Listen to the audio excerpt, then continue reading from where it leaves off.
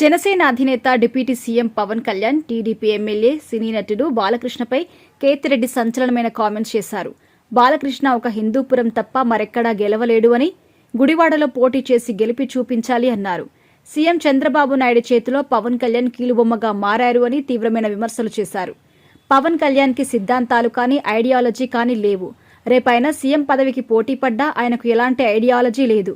నాకు వైఎస్ కుటుంబంతో 3 తరాల అనుబంధం ఉంది. అనంతపురం జిల్లాకు ఎయిమ్స్ వస్తే దానిని అమరావతికి తీసుకెళ్లారు. ధర్మవరంలో 80% అభివృద్ధి నేను వచ్చాకే జరిగింది. యువత ముందుకు రాకుంటే దేశంలో తాగుబోతులదే రాజ్యమవుతుంది. ఈ దరిద్రం ఇంకా ఎన్ని రోజులుంటుందో. మద్యం మనలో భాగమైంది. పవన్ కళ్యాణ్తో టచ్లోకి కాదు కదా అతని సినిమా వకీల్ సాబ్ నేను చూసిన లాస్ట్ మూవీ.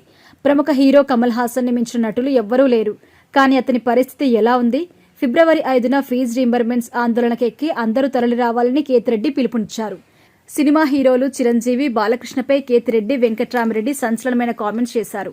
తమ హీరోస్ కి మాత్రమే భారీగా ఫ్యాన్ ఫాలోయింగ్ ఉంటుందని సోషల్ మీడియాలో కొందరు ఫ్యాన్స్ ఒకటే కామెంట్లు, వీడియోలు పోస్ట్ చేస్తారు. అయితే చిరంజీవి, బాలకృష్ణలు సినిమాల్లో మాత్రమే హీరోస్ అని, ప్రజల్లో మాత్రం కాదని అన్నారు. 2009 అసెంబ్లీ ఎన్నికల్లో చిరంజీవితో 2 చోట్ల ఎమ్మెల్యేగా పోటీ చేశాను. కానీ గెలిచింది మాత్రం తిరుపతిలో మాత్రమే అని అన్నారు.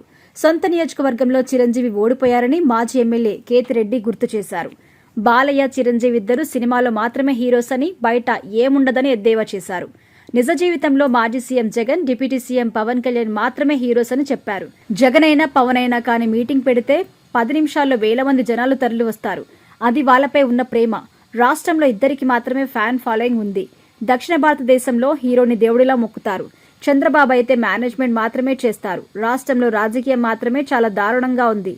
సీఎం చంద్రబాబు నాయుడు చేతిలో పవన్ కళ్యాణ్ కీలుబొమ్మ. పవన్ కి నిజంగా సొంత సిద్ధాంత భావజాలం ఏమీ లేదు. చంద్రబాబుకి విజన్ ఎక్కడుంది? చరిత్రలో నిలిచిపోయే పథకం ఒక్కటైనా ఉందా అని కేతిరెడ్డి అన్నారు. వైసీపీకి విజయసాయిరెడ్డి రాజీనామా చేయడం పైన కూడా కేతిరెడ్డి రియాక్ట్ అయ్యారు. విజయసాయిరెడ్డికి జగన్తో ఉంటే వాల్యూ ఉంటుంది అన్నారు. జగన్ సిద్ధాంతాలు నచ్చి నేను వైసీపీలో చేరాను. జగన్ హయాంలో రాష్ట్రంలో గొప్ప పథకాలొచ్చాయి.